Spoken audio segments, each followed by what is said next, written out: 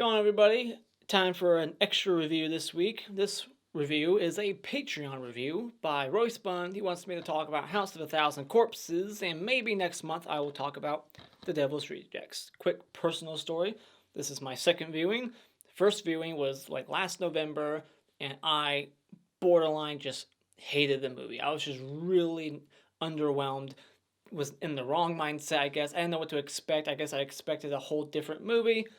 I had heard so much praise about this one, especially Devil's Rejects, that when I went in the first time, I just did not like it. I was just in the wrong mindset, and I was checking the time code, like how much time is left in this thing. I thought it was like 2 hours long. It was just dragging for me. I was miserable. This time, second viewing, almost the opposite side. Like, I can say I like the movie now, but I don't love it. But that's definitely a dramatic increase in how much I like the movie. Because I went from like, this is borderline shit, to I actually liked it. I enjoyed it. So sometimes a second viewing is very important. So if this was a review like from the first time I watched it, like last year, this review would be a whole lot different. I would be singing a different tune for sure. So I'm glad I watched it again. Now, this is, of course, Rob Zombie's first movie he ever made. The concept was made based off of a haunted house ride or something. Like, Rob Zombie was creating this haunted house ride for Universal, and that's how he got inspired to make this movie or something like that. But I think that's the story. Either that or because of this movie now there's a haunted house ride or something. Like there's a haunted house attraction at Universal, or there was, based on this movie, or that got created and then therefore this movie got made. Something like that. I didn't write it down, but that was the story I read. And I mixed it all up. I'm not sure. But I heard that there was a haunted attraction made because of this movie, or before or after, which makes sense because in the movie there is a haunted ride in the very beginning. So that makes sense, yeah. And it looks pretty cool. Like, that would be one of the first positives for this movie is I really like some of the set designs, the production behind this film, like the way it looks, some good atmosphere here and there, especially like the mines or whatever later on where you get introduced to Dr. Satan and this Cenobite looking guy. They're positives as well. I really like the looks of them. They're very unique and creative looking, scary as hell. I don't know what the hell's going on with that guy. He's like connected to some machine. It's just so odd.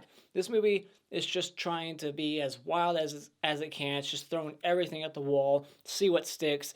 And sometimes it does feel like it's trying a little too hard to be crazy, especially when you got like this big 7 foot tall guy who's just the way he looks and his name alone. It's just like, come on, it's just silly.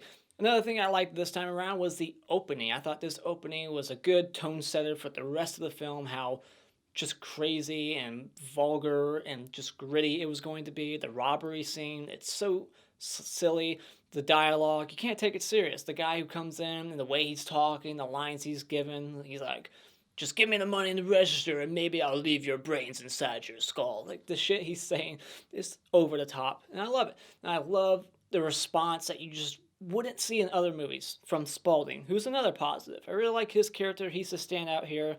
Rest in peace, Sid Haig. But his response right away, like, he doesn't give a fuck. He does not fear death. When they bust in there, he raises his hands up.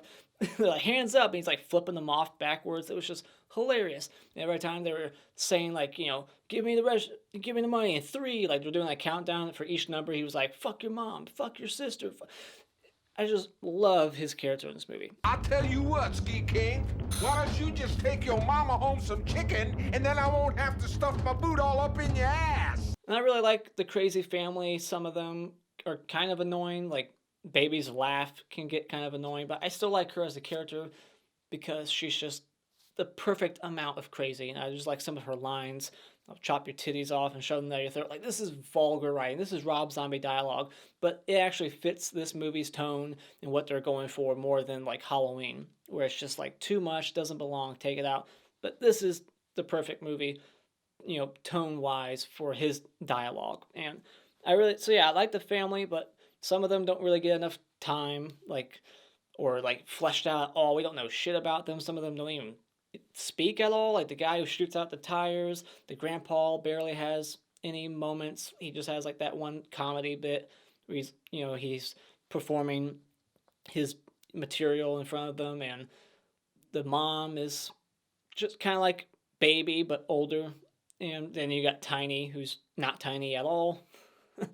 But yeah, Bill Moseley, he definitely stands out. So it's like Bill Moseley's character, Otis, and Spaulding and Baby. Those are the three that really stand out the most in the family.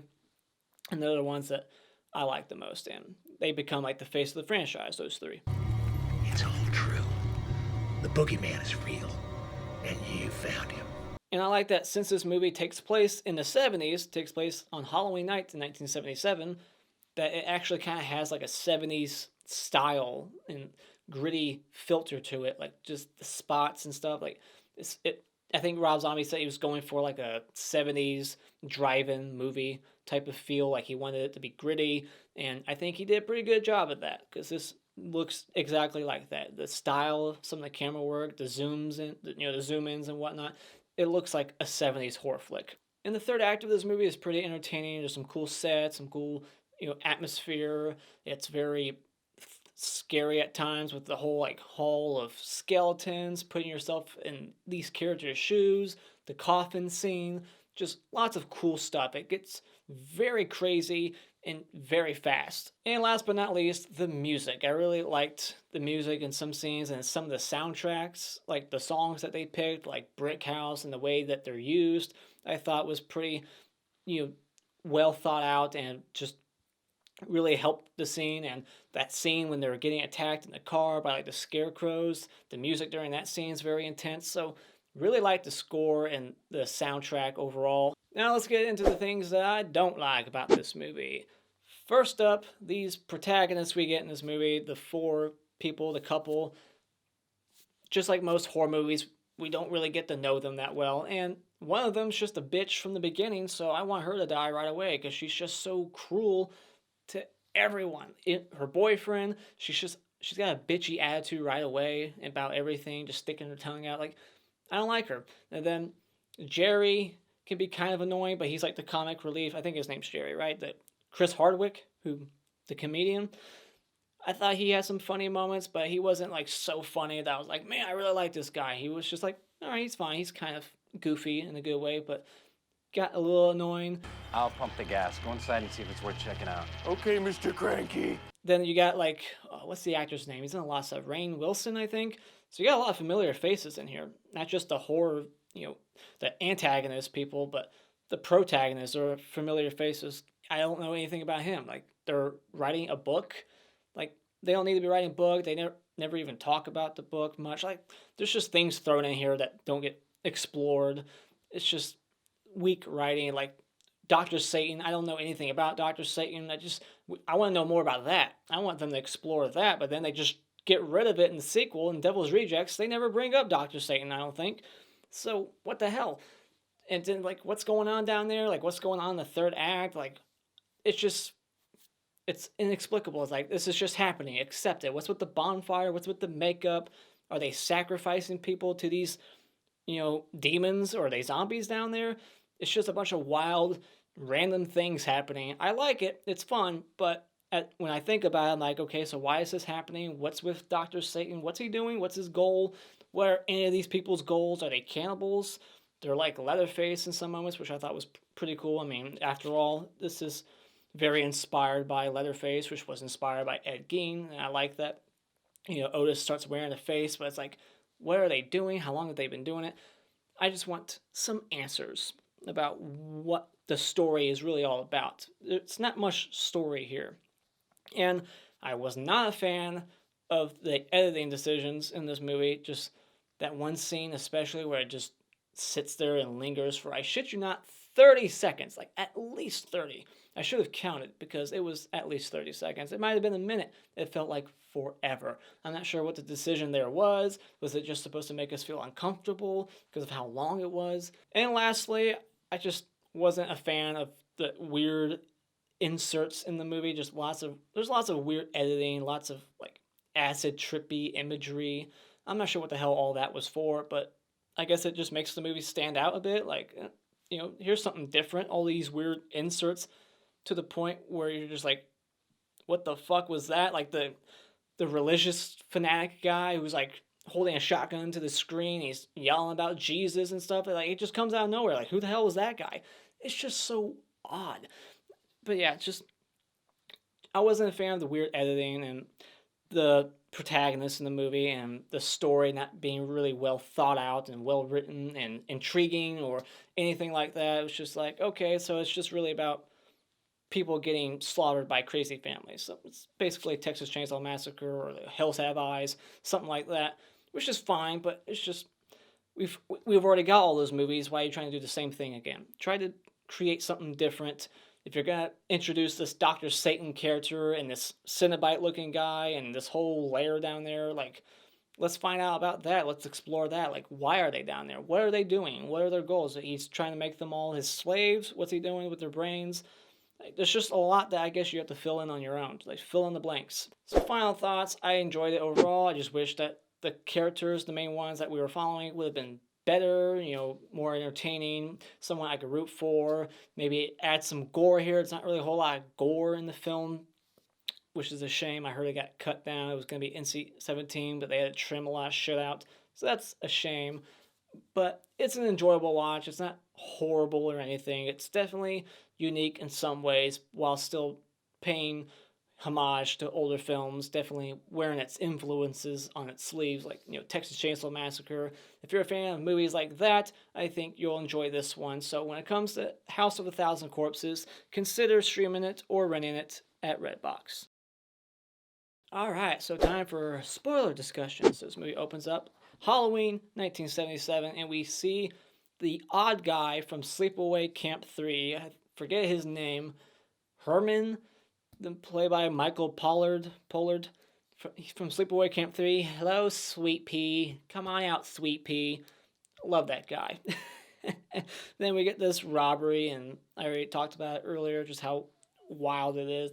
The big mask-wearing guy, kind of looks like Tarantino a little bit, comes barging in with a giant axe and takes the guy's head, and then the other guy gets shot, and he's like, fuck you too, fuck your mom. That's just the dialogue in that scene. And then we get all these acid trip weird just all these different colors. I'm not sure what the name for those types of thing, where the colors are inverted, where it's the faces are all black and the eyes are white. Just weird. I don't know what the name of that is, but there's all kinds of weird filters. I guess I'll just say that. It's just weird color filters, weird imagery just randomly spliced in here and there. That was just odd. And then they go on this tour ride at the place, and I really like the set of that. Looks like a legit amusement attraction type of thing, like at Universal Studios and whatnot. It looks pretty cool. Very elaborate for such a podunk, middle of nowhere place. Did Spalding build that himself? Where did he get the money for it? How many people are traveling through here to even give him enough revenue and money to build that elaborate thing? Whatever. So I love that there's a missing dog head poster as opposed to just a missing dog. There's just a missing dog head. And it was just something my eye caught. What the hell does that say? Missing dog head? Okay, so I'm just missing my dog's head. Has anybody seen it? I don't need the body. I just want the head. His head's missing. Can somebody find it, please? And then we get introduced to Otis, who's got these cheerleaders held hostage, and he's giving them this sermon, this lecture, he's the Manson. He's Manson, and he's trying to start a family. He's trying to educate them about life and blah blah blah. He's just crazy. He's out of his mind. Sheri Moon, we see her ass just hanging out of her pants like she's a plumber. Which is fine by me. She is gorgeous in this movie. So then their car breaks down and they meet the pickup baby. She's hitchhiking, and then they go, just like in Texas Chainsaw Massacre, there's a hitchhiker. See what I mean? Texas Chainsaw. Very influenced by it. And then for some reason they all have to wear these weird masks when they're eating dinner for some reason. Just some random idea Rob Zombie had. It's never really explained. It's put these masks on. This guy won't eat unless you're wearing it. So, but they have so many candles lit. It's just funny how in these movies, I get it builds atmosphere, makes the scene look pretty, all these candles everywhere. But there's 100 candles, especially on the table alone. It's lighting every single one of them before you eat. By the time you lit all those things, your food would be cold. I'm just why is there so many candles? But whatever, that's just a little nitpick. It's not even a criticism. It's just pointing it out. It's just there's so many candles. It's the same thing with like Pamela Voorhees, her head in part 2. She's got like 30 candles around her head. Like, where did Jason get all those candles? And he's like lighting them every single night. Does he blow them out at the end of each night? Like, good night, Mom. And then blows all the candles out and he relights them the next night. It's just silly. But yeah. And then, yeah, Tiny. He's not tiny at all. and then they have this Showtime thing. Is it Showtime every night, or is it Showtime only when they have, visitors? I couldn't think of that word for a second there. When they have visitors over, or their victims, or is it just something they do every night, where they have like, a talent show, so to speak? That's really what this is a talent show. It's just, again, another wild aspect of the film. And then you got like Baby in this white makeup, and she's like flirting with the bitchy girlfriend's boyfriend, and she's like not having any of that. And she's like, "I'll cut your tits off and shove them down your throat." And so then they go to leave, and there's like the scarecrows, and then you find out like one of them's Tiny and the other one's Otis. Really like that scene, like the atmosphere, like the tension, the music. It's just a very well shot scene, very well crafted. It was awesome. It was like, yeah, because I didn't give I was like, go ahead, throw them on that car, get rid of them, let's kill these people because I don't care. And then they turn Bill into a mermaid, like half merman, I guess. Like his lower half is a fish. They call him Fish Boy. What the hell? I want to see how he did that. Like, what the hell's going on there? Like, how did he create that? But we also see, like, footage of the torture. Like, it cuts back. Like, here's what happened before he became Fish Boy. And they're, like, taking a straight razor to his head. They're just cutting him everywhere. They torture this ass. And then they even, like, chop off his hand. They start trying to stuff his own severed hand down his throat. And then we see, like, the dead bitchy girlfriend in the trunk, I think. It could have been a cheerleader. I don't know who that was. It was probably a cheerleader. We see like a cheerleader naked and dead in a trunk with like trick or treat carved into her body. Lots of dark things in here for sure, but the tone overall is just kind of silly. It's a little bit more playful. And so then Tiny, I love that he frees the hostage, like, go right ahead, because I already know, like, you're not going to make it far. Like, she's like, let me go, and he just unties her hand, like, okay, yeah. And then she's like, okay, I'm just going to go, and then Otis is right there, like, where the fuck you think you're going? Throws her in the cage with the cheerleaders. It was just a funny scene. It's like, she didn't make it more than 10 feet before getting captured. And Jerry, he gets, like, scalped, but he's still alive, so I'm not sure how much he got scalped. Did he get, like, a Maniac style scalp? Like, he still has his hair later on, but we see like her like tearing the scalp off a little bit. So, but yeah, and then it cuts away, so I'm not sure how much was there, how much we're missing out on. Damn MPAA. And then we see a couple more familiar faces. We got the old guy from Saving Private Ryan at the beginning and end of that movie. I think that's him. If it's not, I'll be blown away because he looks just like him. And then Walton Goggins, who is an incredible actor. And I recognize the other cop too. I don't know his name, but he's been in other movies. So, anyways, then we get this black religious fanatic guy preaching to the camera. Like, what the fuck was that about? I have no idea. And their house, again, kind of reminds me of like the Texas Chainsaw Massacre house, just because of how like messy and unorganized they are. They have random things hanging from strings from the ceiling. It's just kind of like the Sawyer house with all the feathers everywhere and the random cages with chickens in it. And then we get like this music video scene where this one song starts playing as they open up the shed of corpses, and the one girl's just hanging there. She's still alive, and I don't know what the song is, but I like the song. It's kind of creepy. The cop gets shot in the throat, and the other cop, gets held at gunpoint. The dad runs off, gets shot in the back a couple of times. Meanwhile, the song's just playing. Everything's in slow-mo. It's very stylized. And then it decides to drag out for like 30 extra seconds with no music, no sound at all, just guy held at gunpoint. I didn't care for that. I love that Otis wears the dad's face, and then he starts like trying to make out with the dad's daughter with the face on and everything. Like, give daddy a kiss. And then they, for some reason, take these two hostages, these two victims, to the mine shaft. I think it's a mine. in bunny outfits. Like, they're dressed like animals. One is a bunny, one's something else, I think. I don't think they're both bunnies, but why? Like, so they look like animals to the people below? Like, they won't see them as humans, they'll see them as bunnies and they'll eat them? Or what's the reason behind the bunny outfit? It's just random. It's kind of like The Shining, where you're like, why is that guy in a furry outfit? Like, what's going on here? And so then they're put in the coffin and they're lowered down, and then like these zombie looking things, whatever the fuck they are, they just come up and they start tearing at the coffin. Putting yourself in their shoes, that would be absolutely terrifying. The other guy just gets dragged off, and then the chick walks around the corner. She bumps into these two guys who randomly just take her bunny outfit off of her, and then that's it. Like, they don't eat her, they don't try to hurt her at all, they just take her outfit off, and they put on this other outfit on her. I'm not sure what that's supposed to symbolize. What's that supposed to look like? Like she's Alice in Wonderland or something? It was a weird outfit. She looked like a housewife in the 1950s or some shit. It was a very odd outfit that I don't know why they put on her. And the other chick runs off, gets stabbed a bunch by Baby, and that was the bitch. So I was like, yeah, good riddance. Get rid of her. Run, rabbit, run. And then we see this hall of skeletons. Very cool looking scene. Really like that set.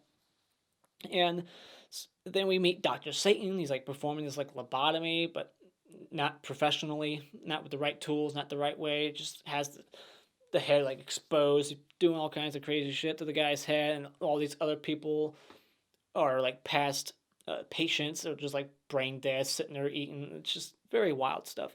And then we get like this gas mask wearing looking, like it's like a gas mask, but it's just like the tube, but then the face is just like skin. I don't know what's going on there, but he looks awfully scary. Like, that guy is tall and he has a mean looking axe. Like, he is absolutely terrifying. He looks like a Cenobite. Like, he could be in the Hellraiser movie and he would fit. Meanwhile, you got Otis outside, and they have like all these crosses everywhere, and they're setting up this bonfire, and he's got makeup on now. Like, I don't know what's going on there. Is this like a sacrifice offering to Dr. Satan that they do every night or whenever they can?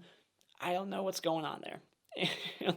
And then she escapes, and she gets picked up by Captain Spaulding, and then Otis is in the back seat, and you're like, what the hell is he doing there? Why would he be? And then it's like, oh, it's a dream. And then it's like, the end, ?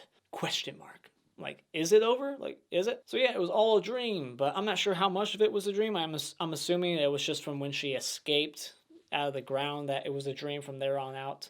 So at some point when she passed out, maybe that's when it became a dream. But you could argue that the whole movie was a dream. I don't know. Maybe she's always been a patient of Dr. Satan's, and she just dreamt this whole weird thing. I don't know. I doubt it. The Hockey Mask Award for Best Character will be Captain Spaulding. Such a great, iconic look, and just some of the best lines. I love his attitude. And the Hanky Award for Worst Character is that bitchy girlfriend. She needs to lighten up and try to be nicer to people, and then maybe you wouldn't be stabbed to death in a bunny outfit.